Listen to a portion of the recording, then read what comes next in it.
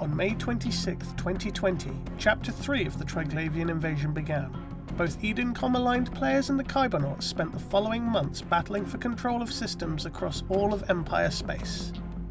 On October the 13th, the 27 final liminality systems captured during the event had their gate connections severed and were connected together by the Triglavian conduit network to form a new region named Pochven. Outside of Pochven, the Triglavian Collective also maintains control of a further 28 minor victory systems which pose a not insignificant threat to unprepared Capsuleers.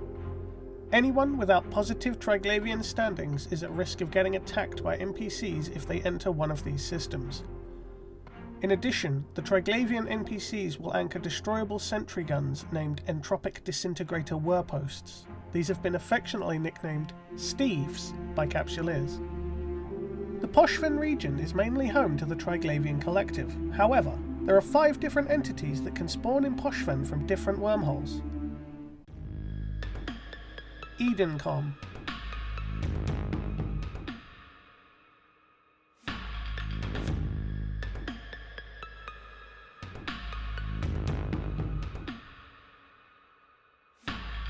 the Triglavian Collective,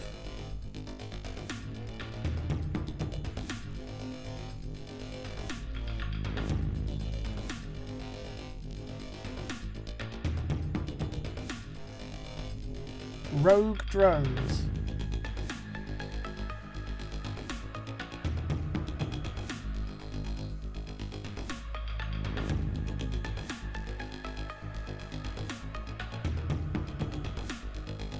Sleeper Drones,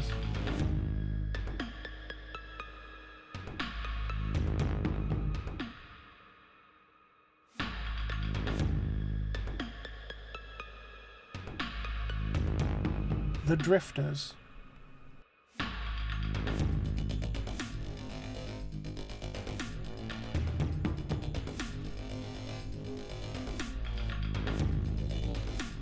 a side effect of the creation of Pochven is that it's now possible to gain positive standings with both Edencom and the Triglavian Collective in order to avoid both sets of NPCs entirely.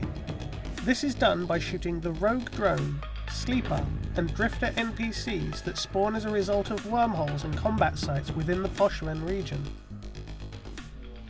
For a player with no previous Triglavian standings, this can be done in a single visit to the region, where you only need to kill a single Rogue Drone NPC. Players who participated in Chapter 3 will have a much harder time fixing their standings, but it is still possible. Previously, your Edencom and Triglavian standings mirrored each other, so pushing one to +1 would reduce the other to -1. However, killing the other NPCs in the region will actually raise standings with both. Killing Drifters offers the largest standings ticks, but are the hardest to kill, while Rogue Drones provide the lowest ticks, but are the easiest NPCs to kill. To raise just Edencom standings, shoot the Rogue Drones, Drifters, Sleepers, and Triglavians. To raise just Triglavian standings, shoot the Rogue Drones, Drifters, Sleepers, and Edencom. To raise standings with both Edencom and Triglavians, you need to shoot Rogue Drones, Drifters, and Sleepers only.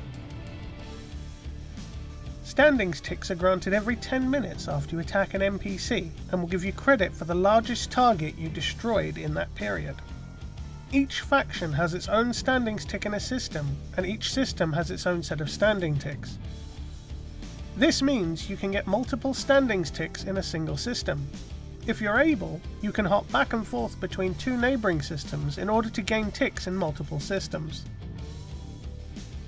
In order to qualify for a standings tick, you need to attack or target paint an NPC which then dies within the next 10 minutes to anything in system. It is recommended you kill the target to be sure you get credit for it. However, if you can find 2 NPC fleets attacking each other, you can just paint the side you want and hope they finish it off. For this, we recommend a Vigil. This fit is cheap and lets you get the standings tick needed to push neutral standings to positive. Other frigates can do the same job, or a cheap long-range destroyer should be able to kill a single drone. Something like a railgun cormorant or a missile corax. It's worth noting that after a recent change you are less likely to find two groups of NPCs shooting each other, so a ship that can kill a drone in a combat anomaly is going to be the best way. For players with negative standings, or those looking to push their Triglavian standings higher, we have a couple of suggestions. Firstly, there is the Jackdaw.